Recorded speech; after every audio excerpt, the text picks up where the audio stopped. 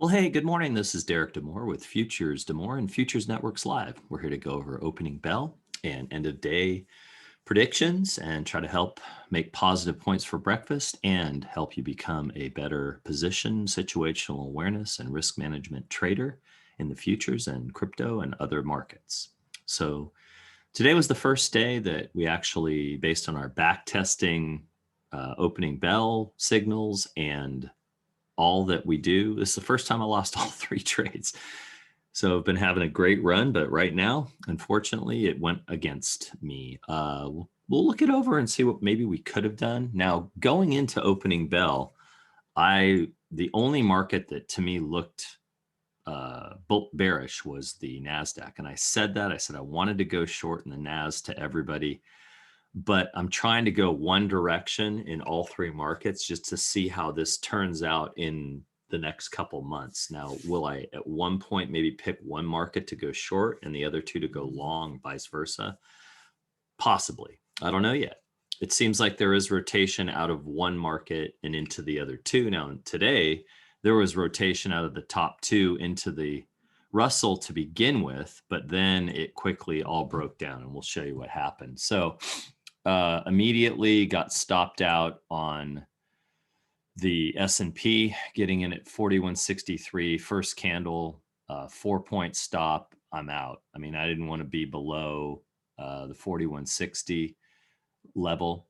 In fact, I might have taken a 3-point stop, getting in at 63 because we're right there. So, but I did take a 4-point stop. My 2412 on the NAS got really, it went up a little bit, but man, just crushed us down. And then the M2K actually I had a limit order down at 44 and it went all the way up to 48. So it did go up 4 points. I actually did a limit order at 44 and then another one down. I split my contract. So my average entry was like 42 and a half. So it had given me about 6 points, and being down in these two markets, I almost took it, but I didn't. I said, I'm going to let them all go. And then I got stopped out in that market also. So I lost all three. I lost 5 in the Russell. I lost 12 in the NAS, and I lost four in the S&P. So that's my day, and I'm going to state it, and obviously not proud of it, but I've had a really good run of positive points, I think, for 3 weeks. So this is when you take.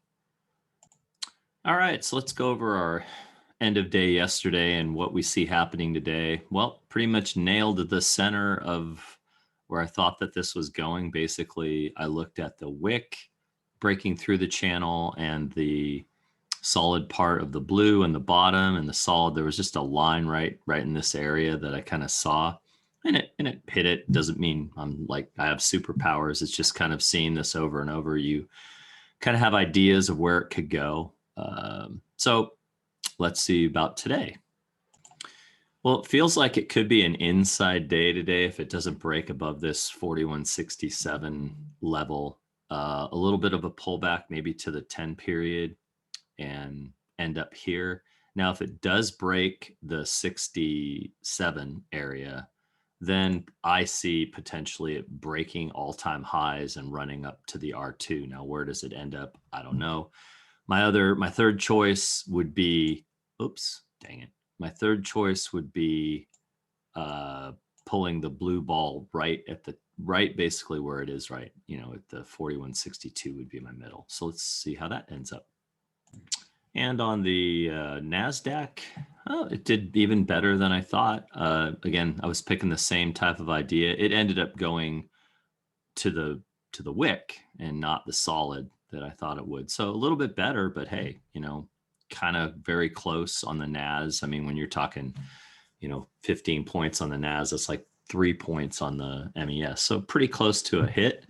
Where am I going to go today? Again, it could be kind of like an inside day where it just stays right in this area.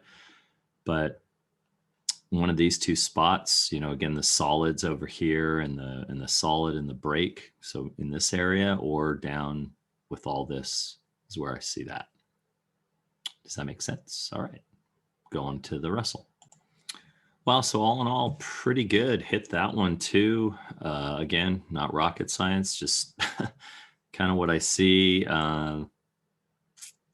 So today, let's see. So if you look left where the line is, that's kind of what I'm looking at. Is it could, obviously come down to the S2, S1 bounce. It could end up right in the middle where it's at. Again, everything seems like it's a little teeny like doji today, but if it does break, I'm looking for it to go to the R1. It just basically has to close above the pivot point and then rocket up at the end of the day. So we'll see I don't know if there's rotation out of markets or which market is going to rotate into, but right now everything seems to be just on hold today.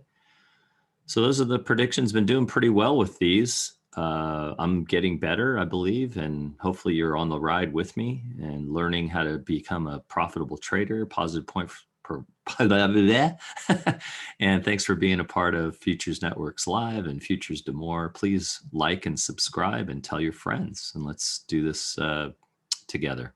Come join us and check us out. Have a great day.